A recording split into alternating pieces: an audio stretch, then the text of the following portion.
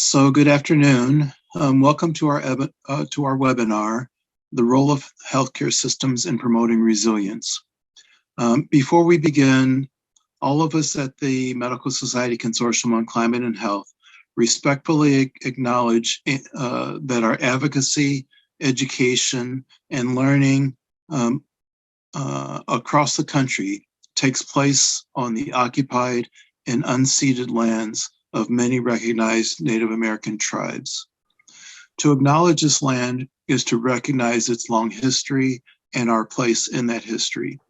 Is to recognize these lands and waters and their significance for the peoples who lived and continue to live in this country, and those whose practices and spiritualities were, are, and shall be always be tied to the land and the water. Today's webinar is the 9th and final in a series hosted by the Medical Society Consortium for Climate and Health. This series is part of a Climate and Health Equity Fellowship program, a program conducted in partnership with the National Medical Association in their Southeastern region. And the purpose of the program is to support the leadership of physicians of color in equitable climate change and health. This includes policy development, community education, and advocacy. I'm Dr. Mark Mitchell, the founder and director of the Climate and Health Equity Fellowship Program. Also joining me from the consortium to run this webinar are the fellowship manager, Dr. Kimberly Williams, and Clarissa Payton. They will be available throughout through the chat to answer any technical questions that you may have about during the webinar. This series of webinars is held for 1 hour on the second Friday of each month from 3 to 4 p.m. Eastern. Today's webinar will be recorded and made available on our website for future viewing as part of our new Equity Resources section of the consortium website. Today, we are honored to have Dr. Amy Collins, a practicing emergency medicine physician and senior clinical advisor for physician engagement for Healthcare Without Harm, and Eugenia Gibbons, who also serves at Healthcare Without Harm as the Massachusetts Director of Climate Policy.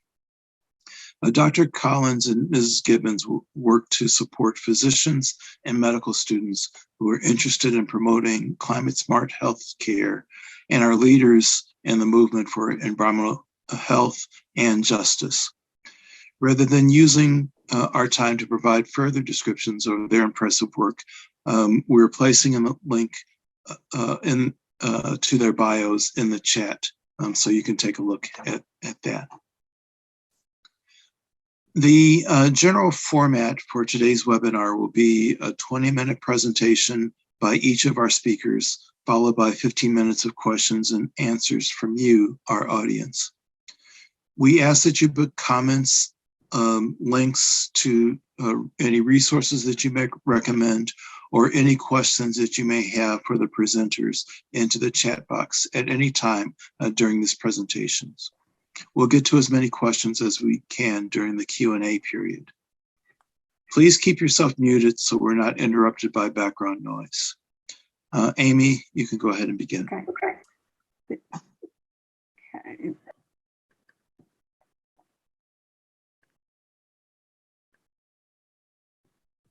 Okay, I hope you all can see my slides. I'm going to get started.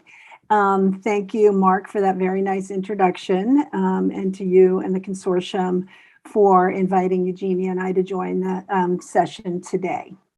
I'm going to start by sharing a story about how I got involved in this work. My journey started back in 2007. I was in the school pickup line waiting to pick up my 4th grade son. I was idling and listening to music and texting. And my son came out of the school, opened the car door, and immediately reprimanded me for idling. He told me that his teacher had read him a story that day about climate change and the impact it was having on polar bears. He told me he was concerned. He never wanted to catch me idling again, and he made me promise to take climate action. I promised him, we did our cross pinky swear, which is what we did when we made a promise to each other. But the truth is, I really didn't know much of anything about climate change. At that point, the only point of reference I had was the documentary An Inconvenient Truth. So that night as a family, we watched the documentary and immediately were captivated and concerned and made a commitment to do whatever we could do at home to make our home more environmentally responsible. And we did all sorts of things such as energy efficiency projects, a backyard garden, composting, just whatever we could. And soon it became very uncomfortable living one way at home and another way at work. And I started to wonder why I left my environmental conscience at the door when I walked in for a shift. I noticed all the waste and all the inefficiencies. I started taking recyclables out of the trash and bringing them home. I wondered why, when I walked in for a shift at 7 o'clock in the morning, all the lights were on and TVs were on, but there were no patients in the room. I asked someone if I could start a recycling program. I was told recycling was illegal in a hospital.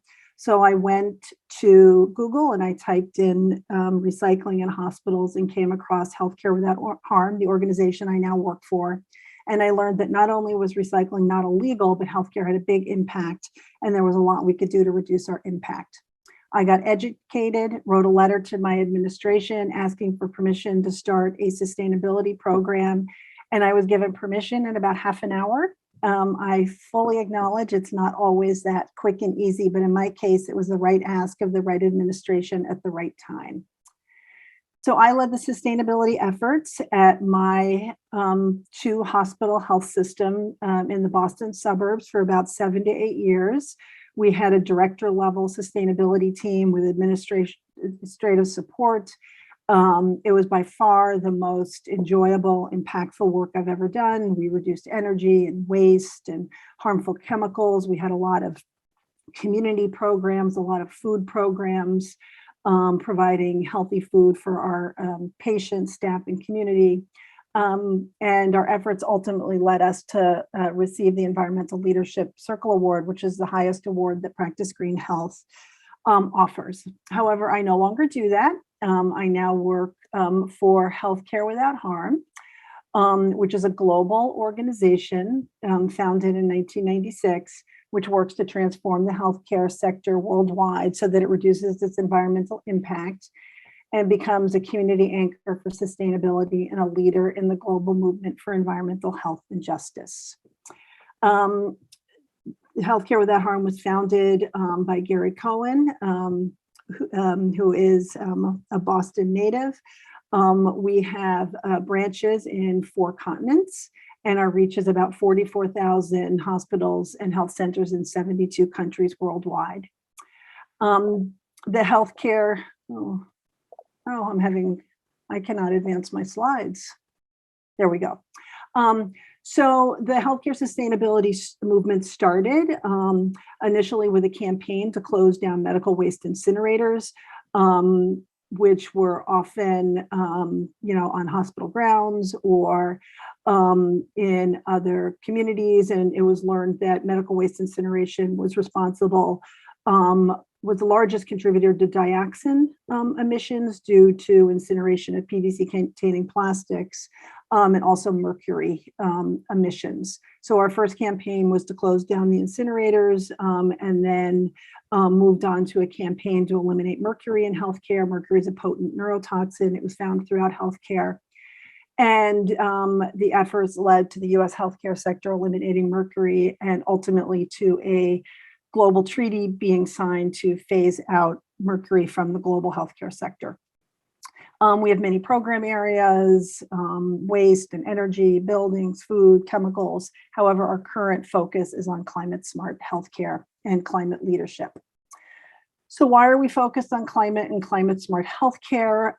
These are my reasons that I share in my 1-minute elevator pitch when someone asks me why I do this. I usually frame most of my communications and presentations around these messages, but today's talk is going to be just on a few of the messages. Climate is a public health crisis. I think you all know that, but healthcare is on the front line of the climate crisis. our patients and communities are going to be impacted, and the healthcare sector is going to see the effects of the shifting burden of disease due to the climate crisis, and we need to be prepared. Extreme weather events can impact healthcare delivery, access, and supply chains. The healthcare sector contributes to the climate crisis, which really is contrary to the oath to do no harm. And finally, we recognize that health professionals have influence and can be very powerful advocates for climate solutions, including climate smart healthcare, by using health messaging. So for the purpose of this talk, I'm just going to talk primarily on my messages 2 and 3 about extreme weather and healthcare's contribution to the climate crisis, and a little bit how we support physicians and medical students.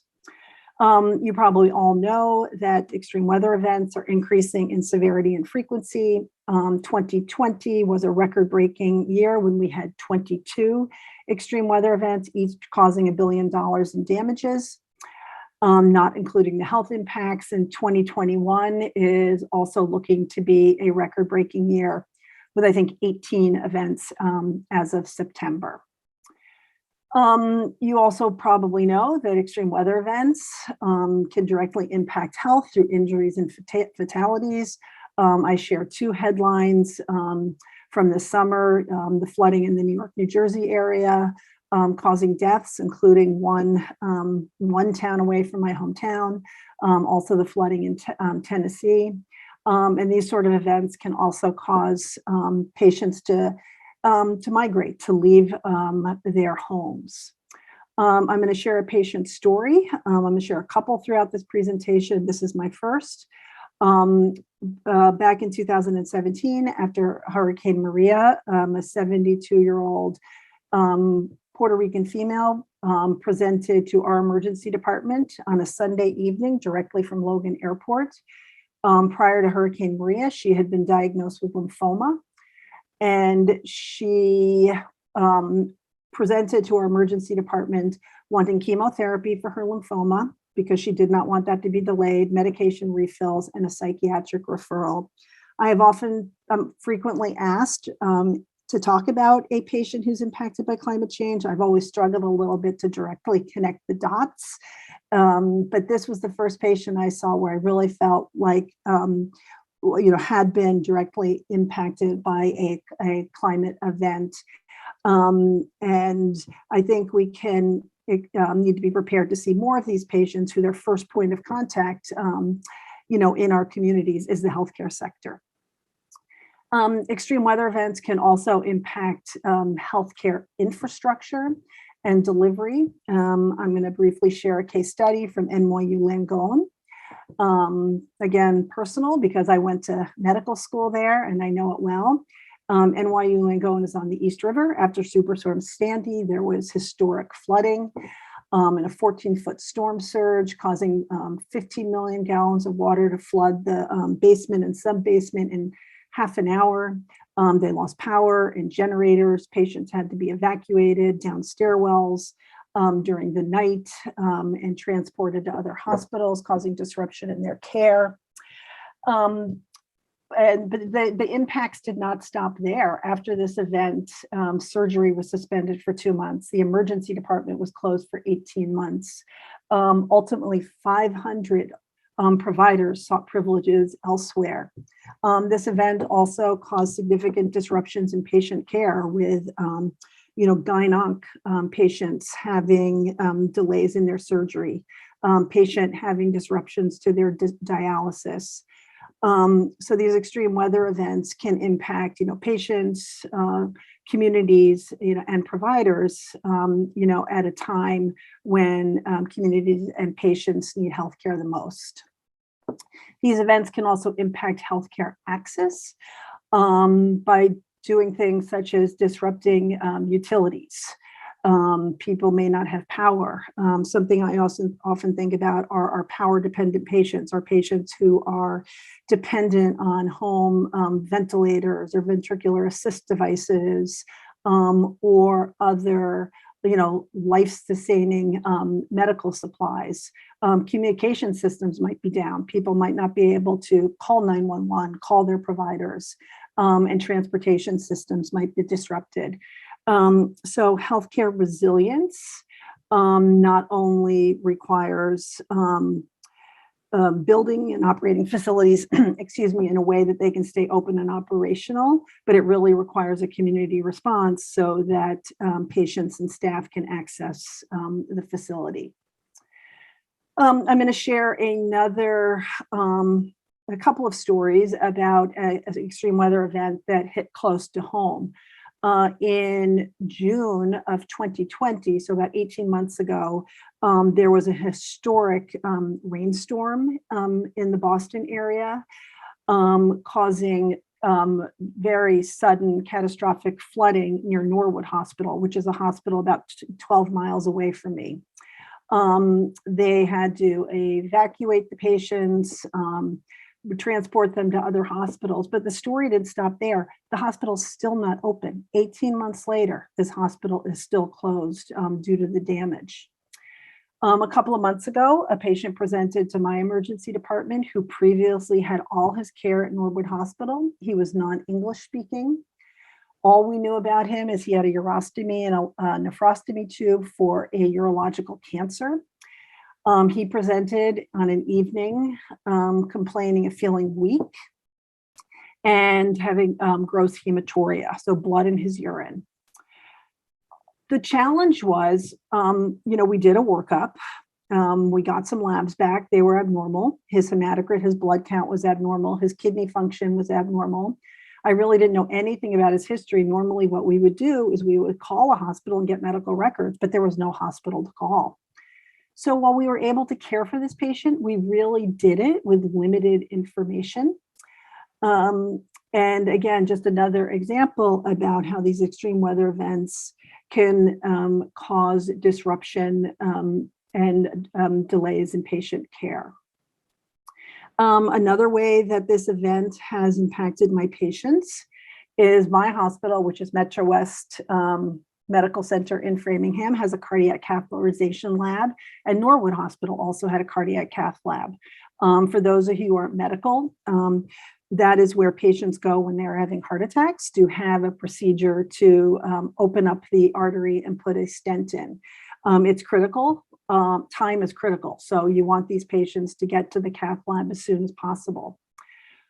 Since Norwood Hospital has been closed for 18 months, the patients in that community don't have timely access to the cardiac catheterization lab, and they are transported to other hospitals far away, from their homes, including my hospital. So I share this Google map. This was taken not at rush hour, and you can see a patient from that community having a heart attack. It could take as long as 38 minutes to get to a hospital. Which is a significant, delay in care.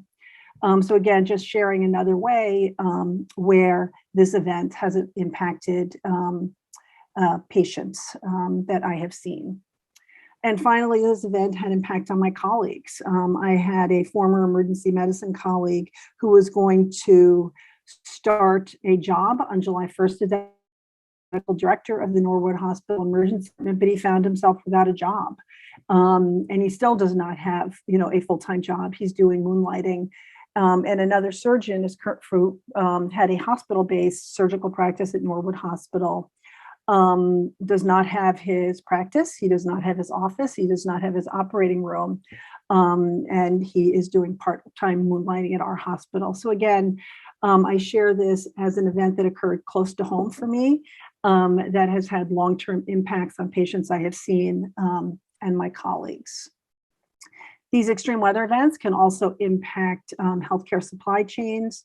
Some of you might remember after Hurricane Maria, we had a critical shortage of normal saline IV bags in the US because the two major manufacturing plants were in San Juan. And we had to use other forms of hydration, such as Gatorade. But there was also disruption we saw shortages of pharmaceuticals and OR supplies, because those manufacturing plants were also in Puerto Rico and damaged during the hurricane. So now I'm going to move on to my second message, that the healthcare sector contributes to the climate crisis. This is really my passion, what got me started in this work. The healthcare sector has a significant climate impact. This is the most recent data from a paper published by Jody Sherman and Matt Eckelman, where they found that the healthcare sector was responsible for 8.5% of US greenhouse gas emissions, but also contributed to the same public health harm as medical errors, responsible for the loss of about almost 400,000 dailies. I think, the take-home message is that, the health harms are on the same order of magnitude as the health harms caused by medical errors. They also found that greenhouse gas emissions had risen from the last time they studied them by 6%, and found that 82% of healthcare emissions are from the supply chain, from the food, pharmaceuticals, chemicals, devices, and supplies that we buy. So 8.5% might not sound like a lot, but they also found that if the US healthcare sector were ranked as a nation, we would rank 13th in the world for emissions, more than the entire UK, which I think is just remarkable. And just briefly share this from a study that Healthcare Without Harm did, where we found that the US is responsible for 27% of the global healthcare footprint. So take-home messages are that the US healthcare sector has an outsized climate footprint, and the majority are from the supply chain. So why does healthcare have such a large climate impact? I mean, given the complexity and magnitude of healthcare, it should come as no surprise. We're very energy intensive buildings. We generate lots of waste, including many different types of waste that require treatment and hauling. We have a massive supply chain. We have fleet vehicles. We serve many meals a day, have many employees commuting to the facilities, and our ORs have a significant waste, including the anesthetic gases we use, which are potent greenhouse gases. Our clinical care is a big part of the problem. Jody Sherman, who is a well-known healthcare emissions researcher, her research has found that the single largest factor driving healthcare pollution is our clinical care. So I think that gives us a lot of opportunities to look at our choices and how we utilize healthcare resources, how we prescribe, what sort of devices we use, what sort of tests we order. And I think by looking at those sort of things and looking at our choices and our healthcare resource utilization, and really looking at that with an environmental lens, we can have an impact on reducing healthcare emissions. So how to take action? There are many ways to take action and help a facility, reduce energy, procure renewable energy, reduce waste, serve local, healthy, sustainable food, take action in the OR. Endless ways for a facility to take action. We refer to this as climate smart healthcare, which are a series of evidence-based, data-driven strategies to help a facility reduce its impact. How do we do it? I work for the Healthcare Without Harm Climate and Health Program, as does Eugenia. We support the healthcare sector in a three-pillared strategy: reducing its carbon footprint, building climate smart resilient hospitals. We want our hospitals to be open and operational during extreme weather, and also to mobilize healthcare's economic, political influence to advance climate solutions. We also do it through Practice Greenhealth, which is our US-based membership organization for hospitals and health facilities that are interested in implementing sustainability solutions. It's a networking organization. We share best practices, have a number of toolkits, resources, educational programs to help facilities meet their goals. We also do it by engaging clinicians, which is where I fit in. We do have a nurse, Shanda Demarest, who leads the nursing engagement work. I lead the physician engagement work. Why is Healthcare Without Harm interested in supporting physicians? Is because we know that both physicians and nurses are trusted. We know that health clinicians have influence. All I had to do was ask my CEO to start a program, and I was given permission. Medical societies are calling on physicians to lead action to reduce the impact of healthcare, and we want to support them in doing that. We talked about this before, that clinical care has a big impact, and we know that clinicians are very powerful public health advocates and educators. So I lead the Healthcare Without Harm Physician Network, which is a national network of physicians and medical students interested in reducing the environmental impact of healthcare delivery and promoting climate smart healthcare. It's free, it's no obligation, it's a great community.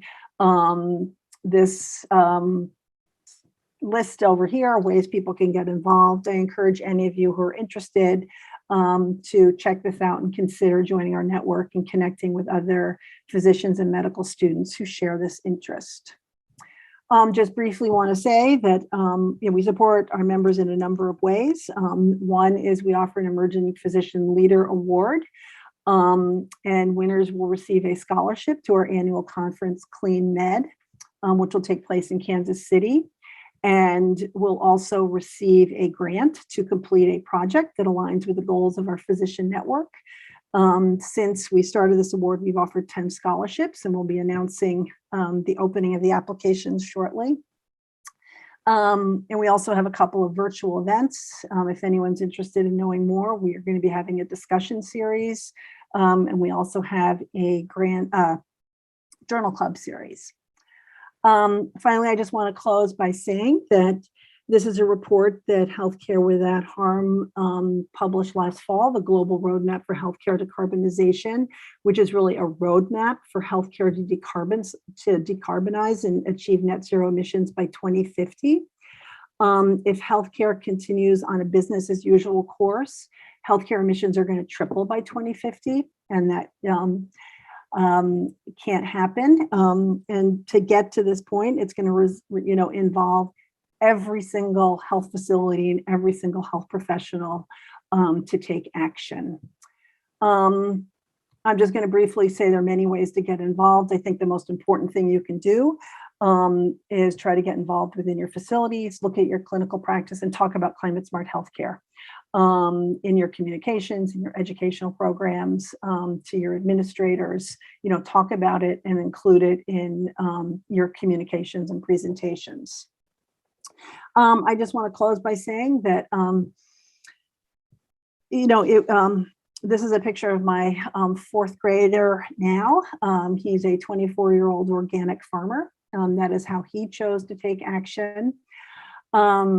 He first asked me to take action 14 years ago. I think we all know that the youth are still asking adults to take action to protect their future. I encourage you all to, find a way to take action. I just want to close by talking about, sort of the power of doing one thing. And you never know when one thing is going to lead to something else. This was one teacher who read one classroom a story about climate change and polar bears. It inspired one little boy, who inspired one mom, and then I was able to inspire my CEO, and ultimately it's led to this, physician movement. So never think that, doing one thing is not gonna lead to anything bigger. And with that, I'm gonna close and turn it over to Eugenia, and thank you all of you for your time. Thank you so much, Amy. That was very inspiring. I want to remind people before we start our presentation that you can, if you have questions, you can type them into the chat at any time. So now let's go ahead and hear from Eugenia. Eugenia, you may begin. Great. Thank you so much, Mark. And Amy, you covered all of the most important bases, so I'm going to do my best to focus in on resilience. But before I do, I'm just looking for my slides. Give us just a second. Thank you so much. So yes, as was mentioned, my name is Eugenia Gibbons. I am the Massachusetts Director of Climate Policy at Healthcare Without Harm. Amy did such a wonderful job of explaining the mission-driven work that we do as collaboratively as possible within Healthcare Without Harm and Practice Greenhealth. I will say that my role is largely focused on advocacy efforts at the state and regional level. I'm part of the U.S. Climate and Health team, and I'm always very happy to have active and engaged clinicians and healthcare professionals willing to work together to really be the voice behind some of the asks that we're making when we're advocating for good policy. I think Amy did a good job of pointing to what it looks like for the impacts of climate change to present in a healthcare setting, and it's happening more frequently, excuse me, and it is real. And so I very much value clinicians and healthcare professionals in this space and in this role.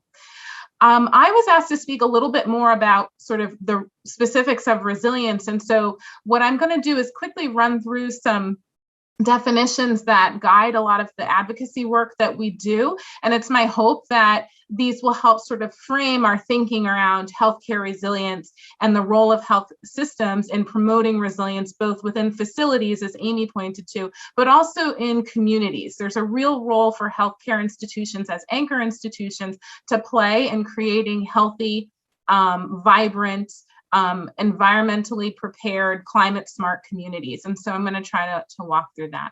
So if we go to the next slide just quickly. Oh, I'm sorry, go back one slide. Climate justice. So I should note that I sit on the Massachusetts advisory body, which helps to oversee implementation of our state climate law. And within that capacity, I also co-chair the Climate Justice Working Group, which is a collection of environmental justice organizations that are working to try to weave equity and climate justice into the recommendations that the Commonwealth of Massachusetts is considering as we try to map out an equitable path to decarbonization. And so it was within the Climate Justice Working Group that we tried to create some of these definitions to help guide that work and frame those recommendations. So climate justice, you can see here, I think the most important thing to note about climate justice is that it is in fact part of it's a form of environmental justice, and it's really recognizing that all humans have the right to access and obtain the resources that are needed to have an equal chance of survival, freedom from discrimination, and access to a safe and healthy environment. And so as a movement within the environmental justice movement, climate justice is really focusing on leading from the grassroots up to try to create these solutions for clean energy and climate that will allow communities to thrive in the future. I think that's very important because an important piece of resilience and community resilience is really allowing for community leaders to not only have a voice at the table, but really sort of guide the process and dictate the terms of progress going forward. The next definition on the next slide is equity. This is a word that we've seen a lot of in the last couple of years. It gets used a lot, and sometimes perhaps without knowing exactly what we mean. But the definition that the Climate Justice Working Group has come up with is treating an individual or community according to their needs, to ensure that marginalized communities in particular have access to opportunities and resources that are coming forward as part of this transition to a clean economy, and that we're doing so in a way that discharges the negative consequences of unsustainability. We're trying to redress past harms and really focus on making sure that there's an equitable path forward that benefits everybody, but prioritizes historically marginalized communities. And this leads to the next definition, which is resilience. And that's really a community's ability to withstand or recover from a disruptive event. I'm smiling because what you cannot see at the moment is off camera is my future fourth grader, who is also very climate savvy, and he's looking at me hopefully proudly. In any event, So resilience is the ability to withstand a disruptive event, and that disruption may be caused by extreme weather, as Amy pointed to. It could be caused by a public health crisis like the COVID-19 pandemic. It could be caused by other disasters, but increasingly we're seeing more and more climate-induced man-made disasters happening. And resilience is becoming a priority as we think about how to prepare for those things. On to the next slide, please. So there are multiple types of resilience, and a lot of the work that we do at Healthcare Without Harm around advocacy and around working with healthcare institutions to try to support investments in resilience and more resilient communities falls into these next few categories. So healthcare facility resilience is really sort of what Amy was already speaking about. It's really making sure that facilities are able to withstand disruption, but if they're in a situation where this disruption causes shutdowns or closures, that they're able to bounce back quickly, and that it is limited to an interruption and not a permanent situation. And with climate change, particularly with extreme weather events, that as they become more frequent and more intense, there's a considerable amount of thought that needs to go into design thresholds and preparing buildings and facilities themselves for things like higher wind, extreme temperatures, flooding that might exceed what we have already prepared for, but that we need to be thinking about going forward as these events are more intense and last longer. At the end of the day, healthcare facilities have to be able to function longer without resupply. And so that is what we think about when we're talking about healthcare facility resilience. The next type of resilience is probably what immediately comes to mind for most of us. If you're in the Northeast in particular and you've ever endured a nor'easter, and you're, the roads are impassable or the trees have downed power lines for multiple days, then public infrastructure and system resilience is something that probably immediately comes to mind. And this is the idea that we have these critical systems that allow us to live our lives normally from day to day, that have to remain operational, reliable, functional in the midst of a disturbance or a crisis. The Department of Homeland Security points to those as being transportation networks, commerce, clean water, electricity. But again, you could have the most resilient buildings standing in the middle of an area where roads are impassable, where transportation is out, where water supplies are not operating, or water is polluted, and communications are down. If people can't get to that facility because of a system infrastructure failure, then it does not matter if the facility is still standing and operational. And we have seen examples of catastrophic failures that have been triggered by a weather event, for example, and then cascading failures that have followed after that, because of poor planning or lack of resilience measures having been implemented or thought of. And the result is increased death. They could be deadly. So an example of this would be following the hurricane, I believe it was Hurricane Laura in New Orleans. There was loss of power, there was loss of water, there were inability to move from place to place. And so there was actually a primary hospital that had to shut down because it couldn't operate under those conditions. And then immediately after the hurricane, there was an extended period of extreme heat. And now there's no power, and folks were unable to get relief from the heat. And it actually resulted in an increased number of deaths attributable to extreme heat, but triggered by the infrastructure failures that were caused by the hurricane initially. The next type of resilience is the one where we are really focusing a lot of our advocacy efforts and a lot of our engagement with hospitals and healthcare institutions. And this is around community health resilience and community resilience. So Health and Human Services defines community health resilience as the ability of a community to use its assets to strengthen public health and healthcare systems and to improve basically the community's ability to withstand that disaster and bounce back.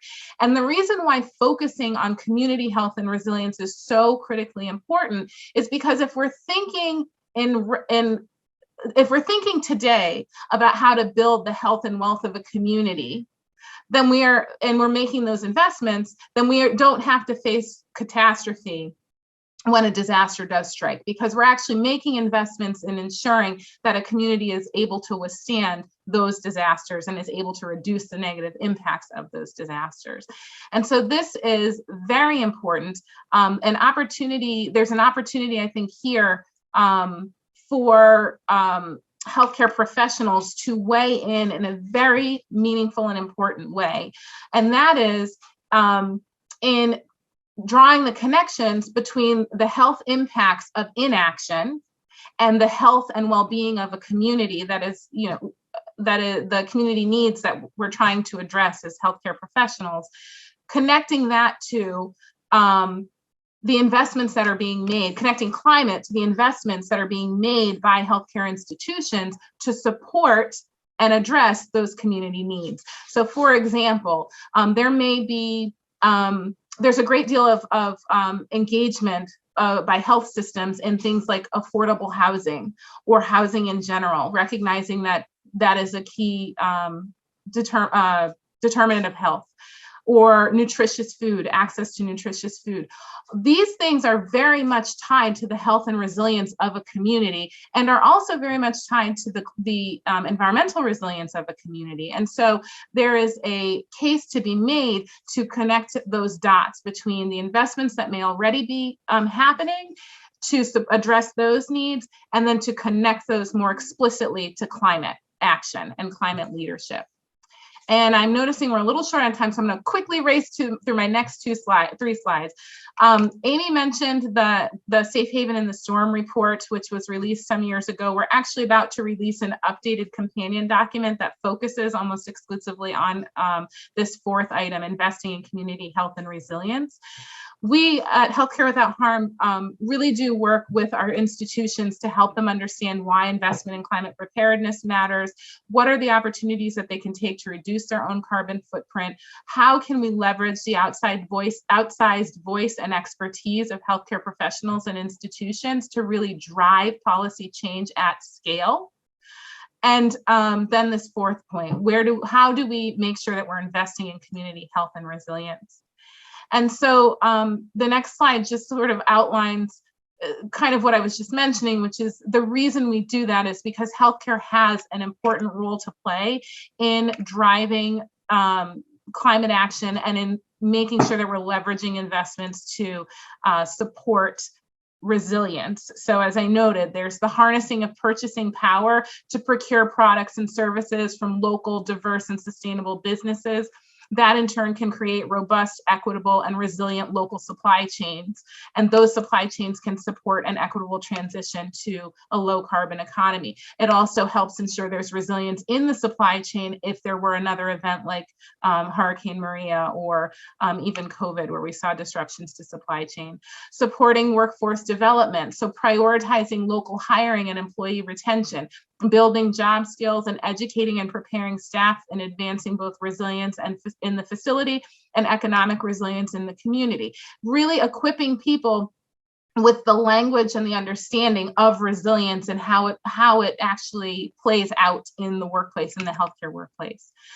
Investing directly in projects that will help support the built environment and surrounding community, whether that's housing, whether that's access to nutritious food, if it's investments in green space, whatever needs are in the community. How can an institution like a hospital or a health system really leverage its influence and capital to support those needs?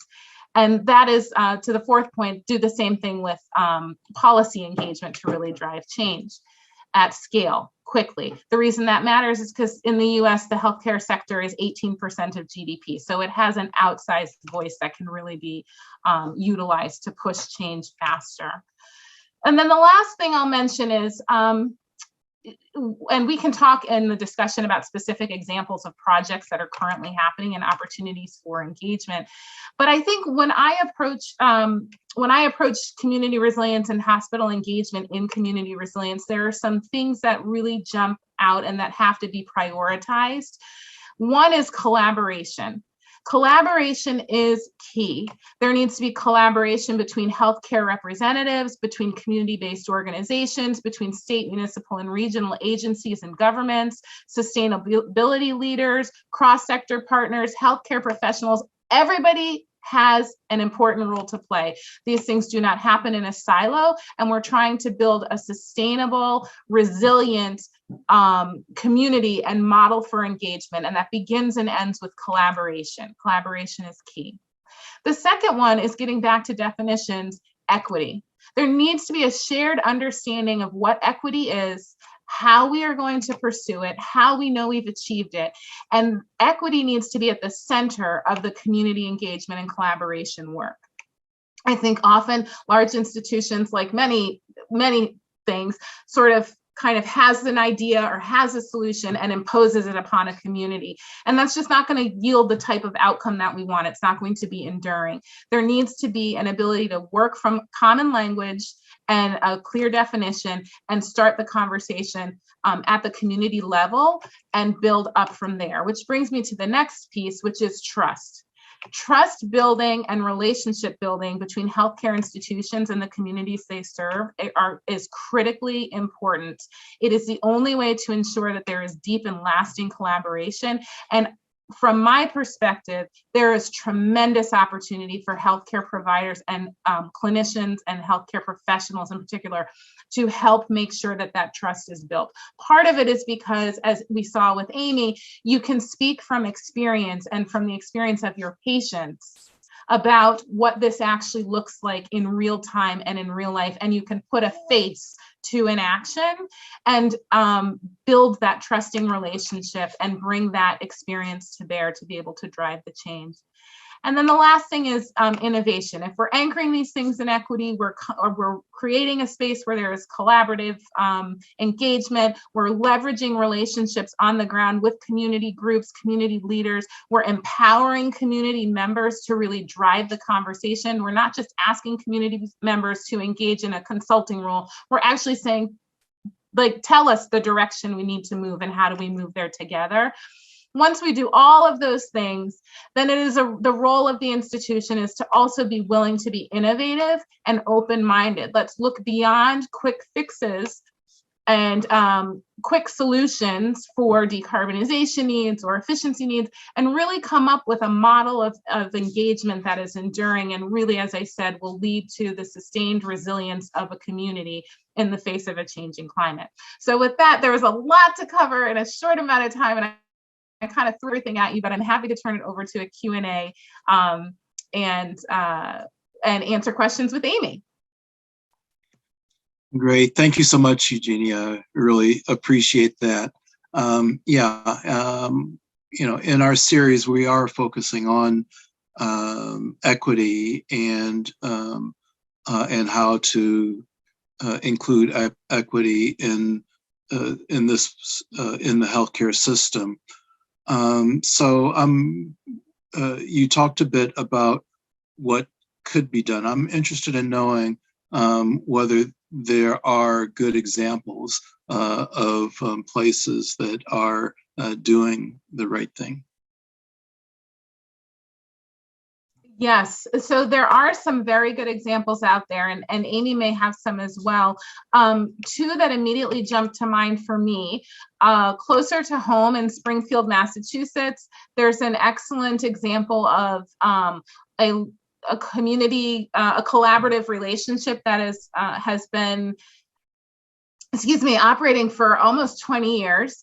A partnership between the regional planning agency, the public health institute in the region, and then the hospital and health system that serves the community as Bay State Health, as well as key groups, environmental justice groups like Arise for Social Justice and Neighbor to Neighbor, who are on the ground really working closely with people in the community. There's an initiative in Western Mass called Live Well Springfield. And really what that model is a collection of organizations, some anchor institutions, some community-based groups who have come together to address and prioritize community health, broadly defined. But I think from where I'm sitting, what makes that so successful and so effective is it was an initiative that was started many years ago where trusting relationships were built up over time. There's an ability within that coalition to be nimble and responsive to community needs. There is a component within their work and their collaboration together that is driven largely by a residential advisory body. So the community has a voice not only at the table, but as I said, really sort of determining the agenda and strategizing how to pursue shared goals. And there's just this, it's fluid, but it is effective. And that's an excellent example from where I'm sitting of a place where very local action has a bigger impact because the lessons learned from the work that coalition has done together can be pulled up into policy and planning at a larger regional and state level, which is how we achieve change over time. So that's a great example, Live Well Springfield. Thank you. Thank you for that.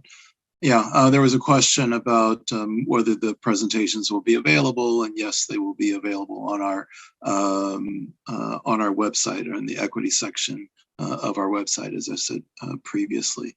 So thanks, Amy and Eugenia, for allowing us to post those. Yeah. I had a question about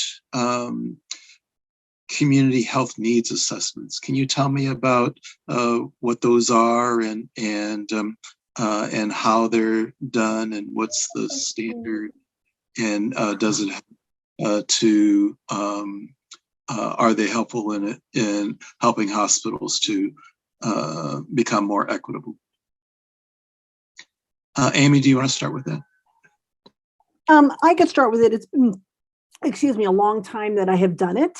I know when I was leading the sustainability efforts at my hospital, we did, look at our community health assessments. An example of that, we had a high rate of pediatric obesity. So one of the programs we had was a funded community supported agriculture program for at-risk pediatric clinic patients where they got weekly produce, healthy produce. I know that Practice Greenhealth, encourages their member hospitals to, look at their community health assessments, when they are developing their programs. But it's been a while since I had any on the ground experience with doing this. Eugenia, I don't know if you have any, other examples or experience. Sure. Well, so I've never had to do one, that's for sure. But I do, and Mark knows this, I go deep into the details of CHINAs. I really do appreciate when I read them. The reason why I find them helpful and important is because they are an assessment of the specific needs in a community surrounding a hospital, or that the population a hospital is serving. And so I think I understand that the hospitals are required to do that. Is that true? They are required to do so. I believe so, but Amy would know better than I do. Yeah. Again, it's been a while since I did this. Okay. I'm not sure if both nonprofit and for-profit hospitals are required to do it. I mean, maybe one of our audience members knows.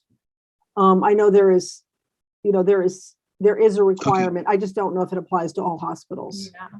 But what I think from a clean energy, climate planning, and sustainability and resilience perspective, CHINAs are important because they're an excellent place where climate can be acknowledged as a community health need that needs to be addressed in planning. So if the assessment is identifying needs that have to be addressed and a plan for how to overcome them, the CHINAs are an excellent place to start to incorporate climate impacts and connect the dots between climate, health, and equity. and a hospital or health institution's planning to meet those needs. And there's also Healthcare Without Harm and Practice Greenhealth. We actually, when we're doing our review of health systems, we do ask that, are health systems thinking about climate as part of their CHINA? I just think from a policy perspective, it's an excellent place where we can begin to see these dots connected very clearly between health outcomes and climate impacts, and then that can drive the discussion of how to leverage hospital resources and community dollars to be invested to address those health needs tied to climate. Okay, great. So thank you. I know we could go on for a while, but we need to wrap it up. I do want to ask the audience if in the chat, we will drop a survey, a short survey, and ask people if you can fill that out. So this concludes our final webinar of the year. I'd like to thank all of you for participating in our webinar series, and I'd like to also thank our speakers, Amy and Eugenia. I hope that you, our audience, found it useful. We will resume these webinars in March of next year with our new class of Climate and Health Fellows. But before you leave, we'd remind you again to take the survey. Were we able to put the survey? Okay, yes, we were able to put the survey into the chat. So again, I appreciate your time, and thank you, everyone, and have a good rest of your day.